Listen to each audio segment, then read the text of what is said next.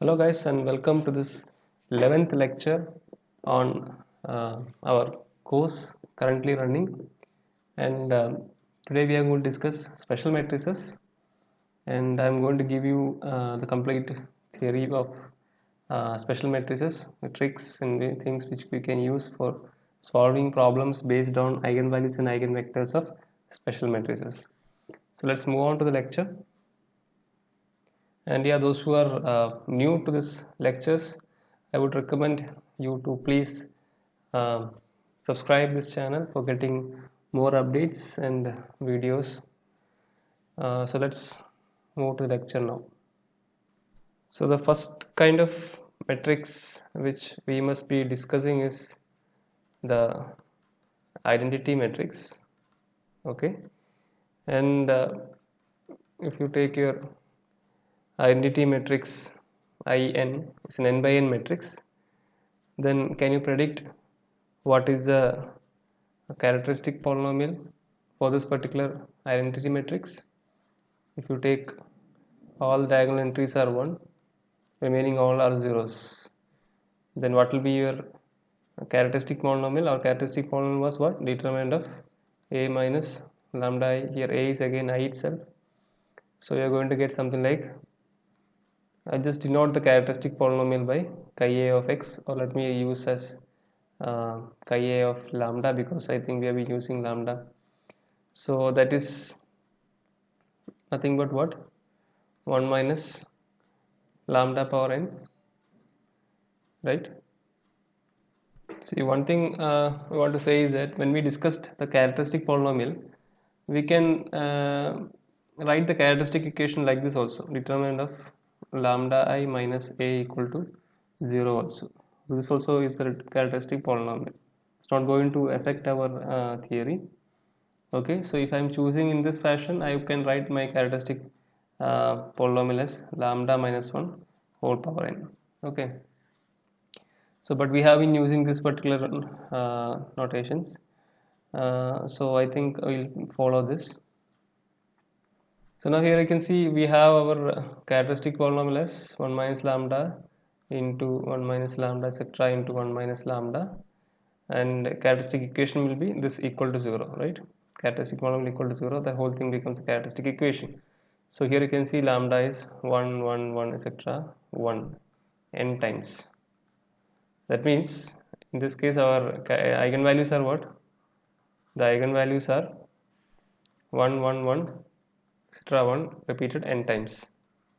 Okay, the algebraic multiplicity is of our 1 is n. We discussed what is algebraic multiplicity in the previous class, isn't it? And regarding the eigenvectors, if you talk about here, any x in your f power n will act as a eigenvector.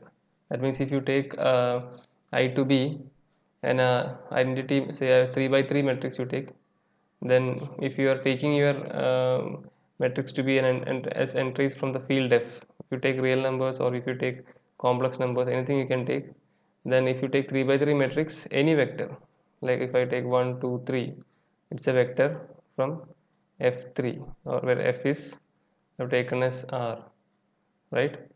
R3, so it's actually an eigenvector. So any x belong to f power n will be an eigenvector.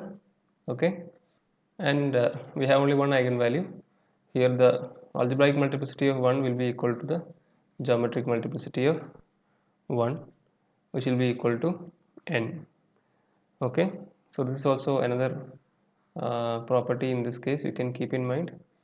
So next we'll see the scalar matrices. What is scalar matrices?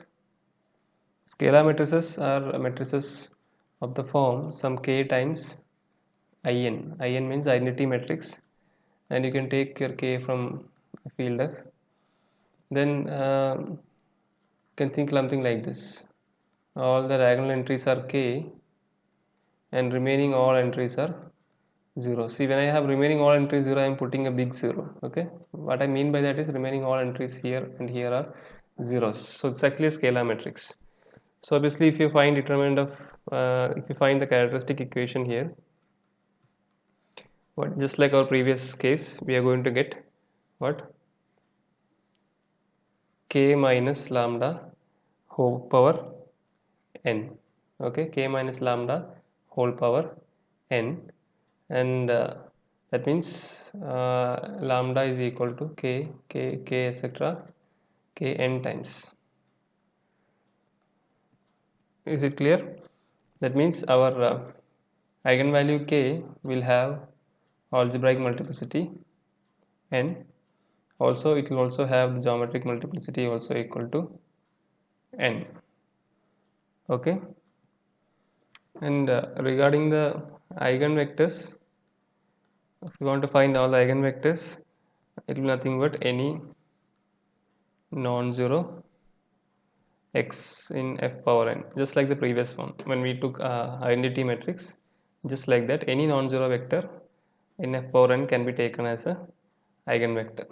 Okay, depending upon whatever is the order, this when you take an n by n matrix, we fix it as f power n. Okay, I hope it is clear to you. So now let us see the next type of matrix. But let me tell one more result which you can keep in mind. This is an important result, that if you take a matrix A from Mn of f, and let any non-zero, if you have the property that any non-zero x belongs to f power n,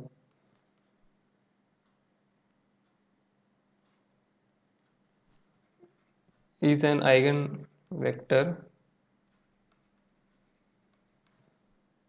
of A corresponding to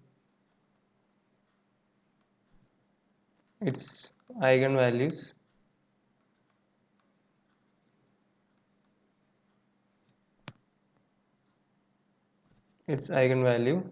then A is in the form, that means then A will be basically a scalar matrix. That is what is given here. This result says that is, if A is actually an matrix from Mn of f, n by n matrix with entries on the field f, and if any non-zero x belongs to f power n is an eigenvector of A corresponding to its eigenvalue, then we can say A will also always be a scalar matrix. So this also you can keep in mind. Sometimes this comes into some problems where we when we discuss. Now the next one is the zero matrix. Obviously you know what are things about zero matrix. If I ask you like a zero matrix, we have a zero matrix, n by n matrix, all entries are zeros, n by n matrix with all entries 0, then chi a of lambda will be simply what, lambda power n, or you can write like minus lambda power n, because actually we have been using this as our characteristic equation. So if we subtract lambda I matrix from the A matrix what we have here, we are going to get all minus lambda etc, isn't it? Then in that case you get the product of yeah, so in that case we'll be getting the characteristic polynomial as simply this. And so obviously it's clear that the eigenvalues are what, 0 0 0 etc 0 n times, it's repeated. These are the eigenvalues. And regarding the eigenvectors, again here we have that any non-zero x from f power n can be taken as a eigenvector, and here also we have the algebraic multiplicity of 0 will be equal to the geometric multiplicity of 0, which will be equal to n. Okay, so this actually is some basic cases, and I'll see some other results, other type of matrices. So next one is nilpotent matrices. Do you remember what are nilpotent matrices? For example, if you take a matrix like this 1 1 1, sorry 1 1 1, this is actually a nilpotent matrix Do you know what is the index of this? If you square it, what do you get? If this is a, if you take a square, what do you get? You get something like this. And if I find a cube, what I get? I will get equal to the 0 matrix, isn't it? So you can see here a is a non-zero matrix, a square is a non-zero matrix, but a cube is a 0 matrix. That means here you can say a is an nilpotent matrix with index 3. Okay, with index 3. That is something like a should be non-zero, a square should be non-zero, etc. A power k minus 1 should be non-zero, and suddenly a power k becomes 0. Okay, so we can say in general we can say like this: k is a is a matrix, important matrix of order, sorry, of index k. So let's see the properties of these particular matrices. What are the eigenvalues of nilpotent matrices? These nilpotent matrices have come in some problems I've seen. Let us see what are the eigenvalues and eigenvectors of nilpotent matrices. So here, talking about the eigenvalues, we have talked about the we can talk about the characteristic equation first. That is nothing but equal to minus x whole power n, or x power n, doesn't matter. Then so the eigenvalues are what? Obviously is equal to 0. When you solve this, the eigenvalues are going to be 0, 0, 0, etc. 0 n times repeated. So that means for nilpotent matrices the eigenvalues are all zeros. Okay, and one thing we can tell about the geometric multiplicity here is that the geometric multiplicity of the eigenvalue here will be always less than n if A is a non-zero matrix. Provided A is an nilpotent matrix and A is non-zero matrix, then geometric multiplicity is always less than n. So this property we can keep in mind. Okay, and we have one more result, interesting result, that says that if let A is an entry, a matrix, n by n matrix having entries from the field F, then A is nilpotent matrix, or A is nilpotent if and only if all its eigenvalues are zeros. All its eigenvalues are zeros. So this property also you must keep in mind. It's a result, it's a theorem, that if you have a matrix with all eigenvalues 0, then it's actually an nilpotent matrix, and if you have an nilpotent matrix, then all its eigenvalues will be zeros. So now let us discuss idempotent matrices. Do you remember what are idempotent matrices? Yeah, we have discussed in the special matrices section before. That means let us take matrix A for which A square is equal to A, and also I'll do one thing here. I'm going to choose A not equal to I and A not equal to 0, because if you take A equal to 0, 0 square is A, is true, and if you take A as identity matrix, for it also A square is A. But to tell the remaining results, I'm going to use this case, that is I'm going to exclude these two cases and discuss. So regarding the characteristic polynomial, the characteristic polynomial is nothing but x power k1, sorry, not x, I'm sorry, lambda power k1. We have been using lambda as a variable, right? And lambda 1 minus, lambda minus 1 k2, where k1 plus k2 will be n, and both k1 and k2 are natural numbers. Okay, so both are natural numbers, fine. And that is depends upon the order what you're going to take. If you take A as an n by n matrix, then these things are holding. That is, your characteristic equation will be something like lambda power some k1 into lambda minus 1 power some k2, but when you add k1 k2 you will get equal to n. So from that you can predict what are the eigenvalues. So we will have, what is the the characteristic equation? You just substitute equal to 0, right? So if you get lambda is to k1 into lambda minus 1 k2 equal to 0, that means k lambda 0 is repeated how many times? K1 times, because this is what? This is actually lambda minus 0 power k1. Split it. Lambda minus 0 into lambda minus 0 etc. into lambda minus 0 k1 times. So from that we get lambda equal to 0 0 0 k1 times, and from this part we get lambda equal to 1 1 etc. 1 k2 times. So 0 and 1 are the eigenvalues of this particular case. And regarding the geometric multiplicity and algebraic multiplicity of 0, it will be k1, and regarding geometric multiplicity of 1 and algebraic multiplicity of 1, it will be k2. It depends upon these values. Okay, so we discussed what is the matrix here, and if you have such matrices, for matrix for which you are getting, when you square it, you get the same matrix. Such kind of matrices, the eigenvalues are going to be 1 and zeros, and geometric multiplicity and algebraic multiplicity are going to be in this fashion. Okay, so now let's move on to the other next kind of matrices. The next kind is involutory matrices. Involutory matrices. Do you remember what was involutory matrices?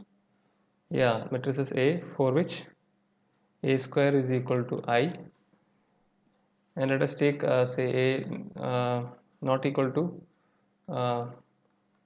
I as well as minus I.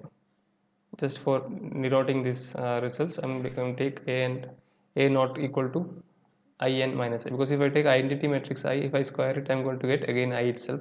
So this condition satisfied, it is true. And if you take minus I also, and if you square it, you're going to get I itself. So it's fine. Okay, so but for just denoting the general form and general result I'm writing here. So if you take chi A of lambda, you're going to get lambda minus 1 power k1 into lambda plus 1 times k2, where k1 plus k2 will be equal to n, and both will be natural numbers. K1 and k2 both are natural numbers. And regarding the, so the what are the eigenvalues, directly we can tell, right? Just equate this to 0. So what you get 1 is repeated k1 times, and minus 1 is repeated k2 times. So total we have n eigenvalues. And regarding, it's just similar to our idempotent matrices case, geometric multiplicity of 1 and algebraic multiplicity of 1 both will be k1, and geometric multiplicity of minus 1 and algebraic multiplicity of minus 1 will be k2. Okay, so let's move on to the next type of matrices now. So here we are basically discussing only regarding the eigenvalues and eigenvectors of these matrices. Okay, and when we discuss symmetric matrices and minimal polynomials, there I'll be discussing again about the minimal polynomials of these matrices. Okay, so don't worry about those things. So let us see the next kind of matrix. The next kind of matrix which I want to write is actually a general case, that is, if you have a real symmetric matrix. If you have a real symmetric matrix, what you can tell about the eigenvalues? That means matrices of the form M and R, where A transpose is equal to A. Such kind of matrices we call as the real symmetric matrices. So the properties what we have here is all the eigenvalues of these matrices are real. We will not have any complex eigenvalues. Okay, and also one more thing we can tell is that the eigenvectors corresponding to distinct eigenvalues are orthogonal. You remember what we have done? We already done what you mean by orthogonal vectors before. So this is another property which we have regarding the eigenvalues and eigenvectors of real symmetric matrices. Now, when we study symmetric matrices, there is a comparative study in analogous study in the case of Hermitian matrices, right? So when you discuss Hermitian matrices, let us see what we get. So when you take Hermitian matrices, you remember what is Hermitian matrix? Hermitian matrix, that is, you take a matrix with entries from this field C and for which A star is equal to A, and A star is what? A transpose conjugate, or what? A conjugate transpose, both are same. Okay, so I should write here, yeah. Such kind of matrices we call as Hermitian matrices, and in this case also, just similar like our symmetric matrices, all eigenvalues are real. Okay, so there is no confusion. When you study, you have to study in this fashion. Study real symmetric matrices and Hermitian matrices together, so that you don't miss anything. And here also same property of eigenvectors is followed. Eigenvectors of distinct eigenvalues eigenvectors of distinct eigenvalues are basically orthogonal. Okay, so this is also true. Orthogonal in the sense, if when you take dot product of these two uh, vectors, you get in fact equal to 0. Okay, now we have our case of real skew symmetric matrices. Do you remember what are they? Real skew symmetric matrices? Yeah, A is equal to minus A transpose, and we are taking A to be a real matrix, so the entries are taken from the field R. Here the interesting property is that the eigenvalues, if you consider, they will be either, that is, when you take the roots of the characteristic polynomial, they will be either 0 or they will be purely imaginary numbers. Okay, so this you must keep in mind. And another thing is that if determinant of this matrix is not equal to 0, then we can say that A has no real eigenvalue. So these two properties you must keep in mind regarding the eigenvalues what we have for real skew symmetric matrices. And now what about skew Hermitian matrices? So when you go to skew Hermitian matrices, here also we have similar property. So we have just an conjugate, right? So here we are taking the not from R, we are taking from C, complex field. So here the eigenvalues are either 0 or purely imaginary. So when you study, you just have to compare together and study so that you don't miss it. Now we have very interesting matrix which comes everywhere in our discussion, that is basically orthogonal matrices. Do you remember what is an orthogonal matrix? A matrix A we are taking from let us take from Mn of C, and if you have like A transpose A is equal to A transpose, which is equal to I, right? Equal to I, we call them as orthogonal matrices. And if you talk about the properties here, what we can list out is that then if A has real eigenvalues, if A has real eigenvalues, then they are either 1 or minus 1. So they are going to have only two eigenvalues, either it's going to be 1 or it is going to be minus 1. And another thing is that all the roots or eigenvalues will have a property. So I've written that all the roots of characteristic equation of A are of unit modulus. Okay, when you take the, when you get complex numbers, when you take the modulus of that, you will get actually equal to 1. That is what you mean by unit modulus. So that is a property with respect to the orthogonal matrices. And one more matrices which we can discuss is basically unitary matrices. Unitary matrices are matrices, the property what? If you take A from Mn of C,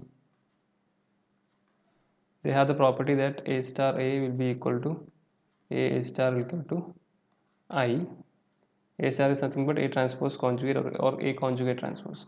So what we can tell about the eigenvalues are nothing but eigenvalues of this A are of unit modulus. So this is the only property what we can in fact tell about the eigenvalues of unitary matrices. Okay. So I think we are done with almost all kind of matrices which I think is required for your IIT JAM course. Okay. So and almost, yeah, if you consider CSIR net exams also, we have almost done almost all kind of matrices. Now we'll just discuss a few more things, that is which some things I've already told, I think. So if you take a matrix from the n by n matrix in the field F, and if lambda 1, lambda 2, etc., lambda n are the eigenvalues of A, then we have two properties, right? What are the two properties? Trace of A will be equal to summation I equal 1 to n lambda I, sum of all eigenvalues, and determinant of A is nothing but equal to the product lambda 2, etc., lambda. The product of